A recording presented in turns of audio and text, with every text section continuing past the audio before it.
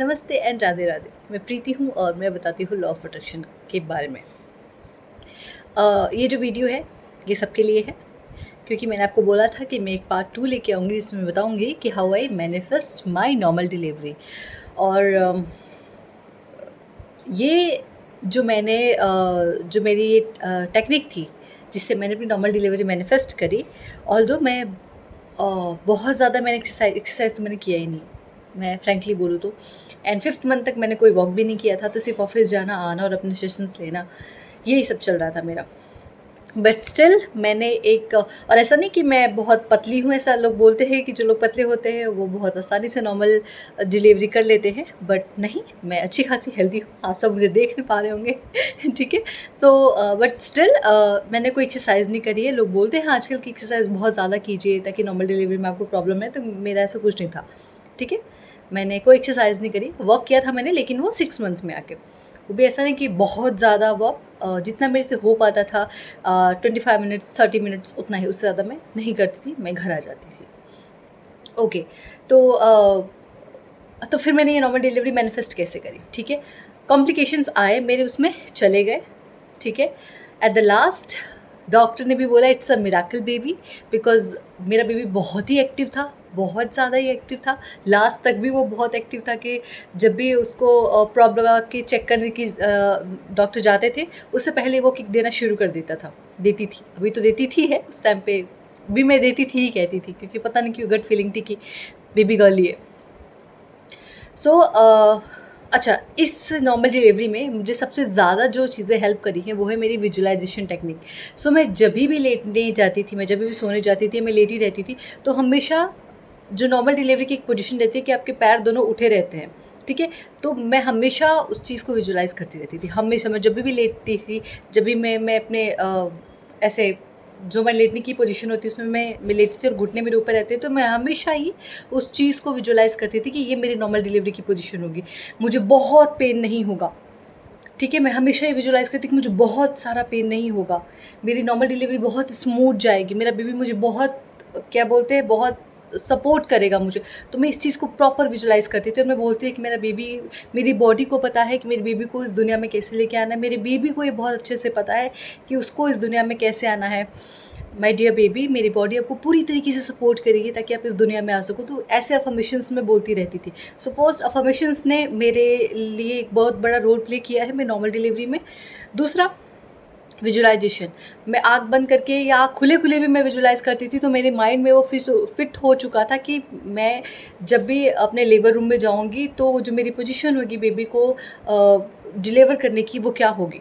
मैंने कभी C section के बारे में सुना नहीं, मैं जितनी भी वीडियोज़ देखती थी, मैं नॉर्मल डिलीवरी के ही एक्सपीरियंस के वीडियोज़ देखती रहती थी। कभी मैंने सी सेक्शन या क्या कॉम्प्लिकेशन आते हैं प्रेगनेंसी में, नॉर्मल डिलीवरी में क्या कॉम्प्लिकेशन आता है, ऐसे किसी भी वीडियोज़ को मैंने कभी नहीं देखा।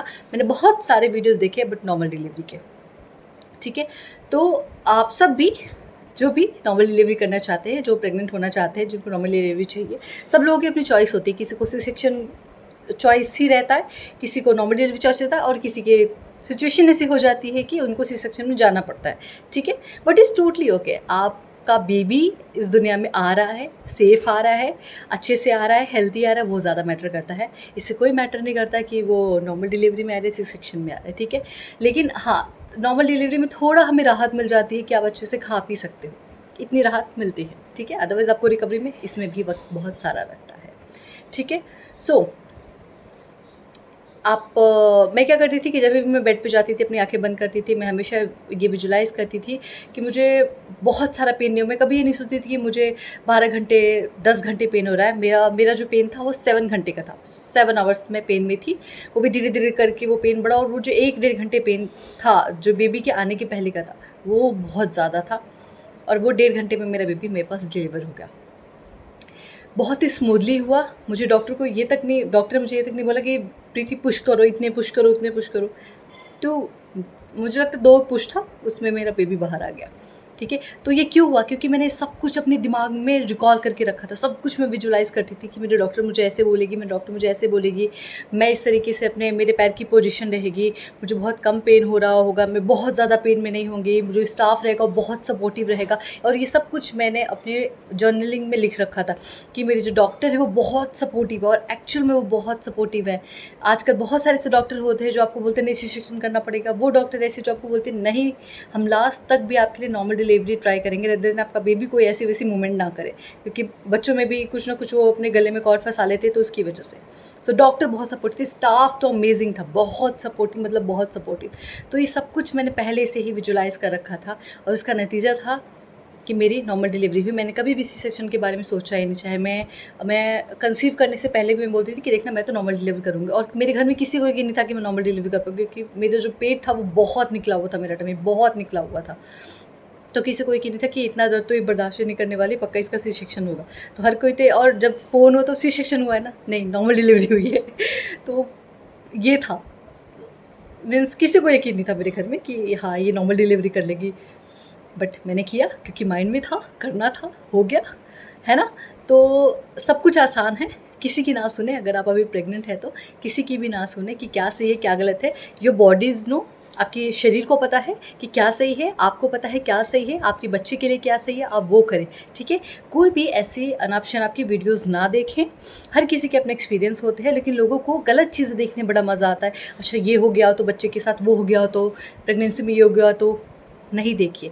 आप क्या चाहते हैं, आपकी डिलीवरी कैसी होगी, आपका बेबी कैसा होगा, आपका बेबी कितना हेल्दी होगा, उस तरीके की वीडियोज़ दिखा। अभी भी, अब मेरी बेबी हो चुकी है, मैं अभी भी कोई भी ऐसे नेगेटिव वीडियोज़ नहीं, आजकल तो फ़ोन ही ज़्यादा यूज़ नहीं करती, मैं कोई भी ऐसे नेगेटिव वीडियोज़ नहीं देखती हूँ। मेरे घर पे मेरे बड़े बुजुर्ग हैं, मेरी दादी सासू माँ है, मेरी सासू माँ है, उन्होंने कितने सारे बच्चे पाल रखे हैं ना, अपने बच्चे, अपनी बेटियों के बच्चे, अपनी बहुओं के बच्चे, तो वो बहुत एक्सपीरियंस है, तो मुझे कुछ भी यूट्यूब से देखने की अब ज़रूरत नहीं पड़ती।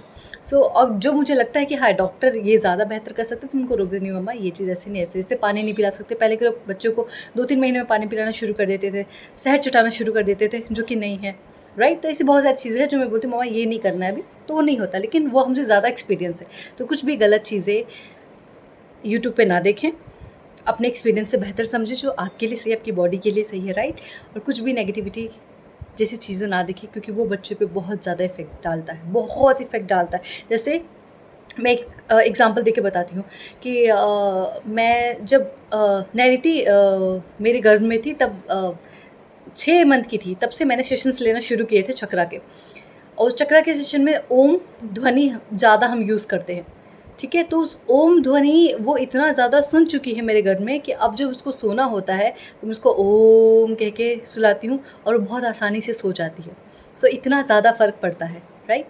सो अच्छी-अच्छी चीज़ें देखिएगा, अच्छी चीज़ें सुनिएगा, फालतू का टेंशन मत लीजिएगा, राइट? और खुश रहिएगा, जितना हो सके उतना खुश रहिएगा, बहुत अच्छा-अच्छा खाइएगा, ठीक है? ताकि वो सबका असर आपकी बेबी पे जाता है, आपका बेबी बहुत हेल्दी निकलेगा, ठीक है? बहुत हेल्दी होगा, कुछ प्रॉब्लम नहीं आएगी, और ना ही इस प्रॉब्लम के बारे में सोचना है, ठीक है? तो ये मेरा एक्सपीरियंस था, और ये सबके लिए है जो लॉ ऑफ अट्रैक्शन को मानते हो, उनके लिए भी, जो लॉ ऑफ अट्रैक्शन को नहीं मानते उनके, क्योंकि सही सोच रखना बहुत ज़्यादा ज़रूरी है, खुद पे यकीन रखना बहुत ज़्यादा ज़रूरी है, right? Okay, thank you so much मुझे सुनने के लिए, and I am so grateful. Thank you, आप सब मुझे इतना सारा प्यार दिए, थैंक यू सो मच।